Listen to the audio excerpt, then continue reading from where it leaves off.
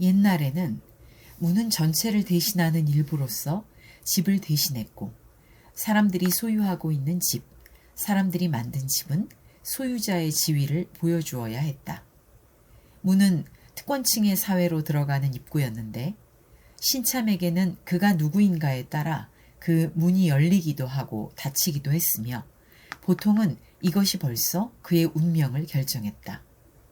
마찬가지로 문은 밖에서는 큰 소리를 치지 못하지만 집 안에서는 곧장 아버지 신의 수염을 다는 소시민에게도 아주 적합했다. 그래서 문은 일반적으로 사랑받았으며 일반적인 사고 속에서 생동감 있는 과제를 수행했다. 상류층 사람들은 그들의 문을 열거나 닫았고, 게다가 한 시민은 문을 박차고 집 안으로 들어갈 수 있었다. 열린 문을 박차고 열 수도 있었다. 문과 경첩 사이에서 일을 처리할 수도 있었다.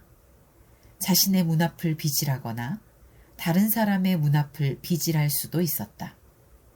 누군가의 코앞에서 문을 닫을 수도 있었고, 문을 가리켜 보일 수도 있었으며, 심지어 그를 문간에서 내던져 버릴 수도 있었다.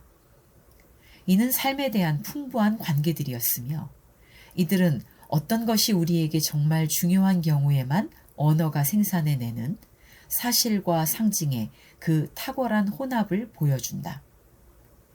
이 위대한 문의 시대는 지나갔다. 누군가에게 문 밖으로 내던져 버릴 거라고 소리치는 것은 아주 감정적이지만, 여태껏 정말 누군가가 밖으로 날아가는 것을 본 사람이 있는가? 가끔씩 시도된다고는 해도 이 과정에 더 이상 그 위대한 일방성이, 이것이 이 과정의 매력인데, 있는 경우는 드물다. 권한과 힘이 오늘날 복잡하게 얽혀 있기 때문이다. 우리는 누구의 코앞에서도 더 이상 문을 닫지 않으며, 그 전에 이미 방문을 알리는 전화를 받지 않는다. 자신의 문 앞을 비질한다는 것은 이해할 수 없는 억측이 되었다. 이것들은 오래전부터 실행할 수 없는 관용구이며, 옛 문들을 바라보노라면 침울하게 엄습해오는 다정한 상상들일 뿐이다. 현재의 시대가 목수를 위해서만 임시로 열어둔 한 구멍을 둘러싼 점점 침침해지는 이야기. 안녕하세요. 채훈입니다. 오늘의 문장은 로베르토 무질의 생전유고에서 가져왔습니다. 원래 유고는 작가 사후에 남겨진 원고를 의미하죠. 그런데 생전유고라는 말이 좀 이상합니다.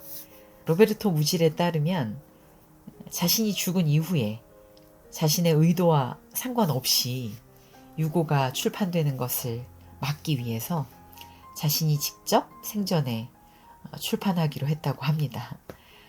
아주 재미있는 발상이죠. 오늘 읽은 부분은 그 중에 문과 대문이라는 제목의 짧은 산문입니다. 이반 일리치가 쓴 책 중에 H2O와 망각의 강이라는 책이 있습니다. 거기서 이반 일리치는 이 모든 이질적인 안팎의 구분을 다 제거하고 공간을 폭력적으로 균질화하는 근대, 그리고 각각의 이 고유한 서사를 지닌 거주 공간을 수량적인 평수로 환원해서 할당하는 이 근대 공간을 비판하면서 로베르토 무질의 이 산문을 길게 인용하기도 했습니다. 이 문이라는 발명품은 생각할수록 재미있는 사물이죠. 그 상징 또한 대단히 원초적이고 아주 다층적이라는 생각이 듭니다. 문은 바깥에 속하는 것일까요?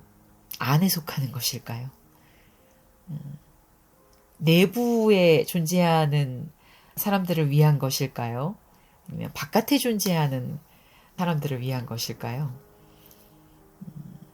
어느 쪽에도 속하지 않지만 사실은 그 모두를 위해 모두를 이어주면서 존재하는 것이 문이죠.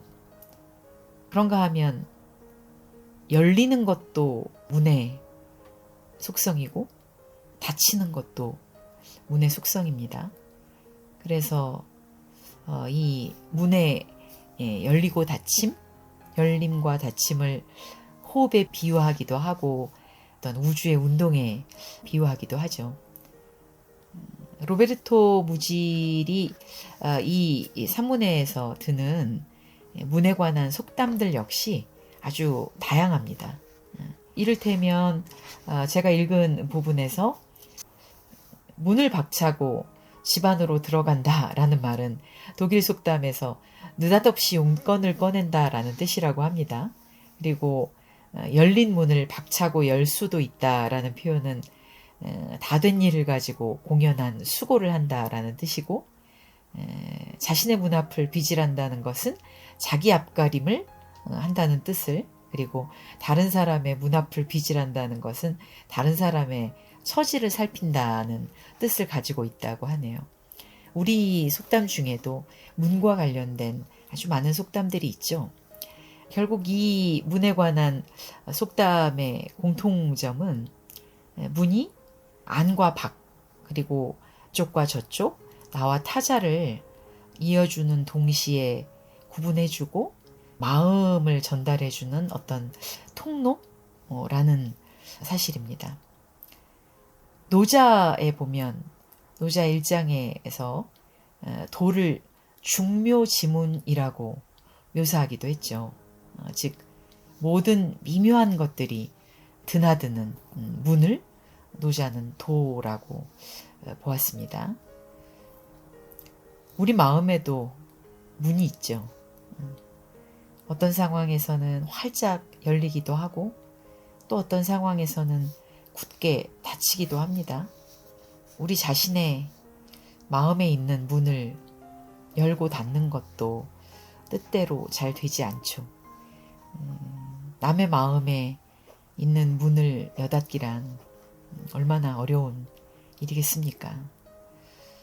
어느 때 그 문을 닫고 어느 때 열어야 하는지, 또 어떤 순간에 타자의 문을 두드려야 하고 어떤 순간에는 기다려야 하는지 참 어렵다는 생각이 듭니다.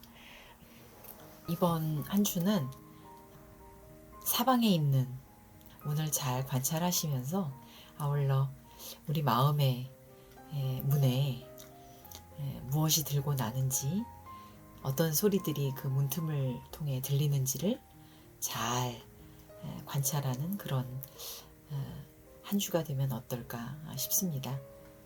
다음 주에 또 다른 문장으로 오겠습니다.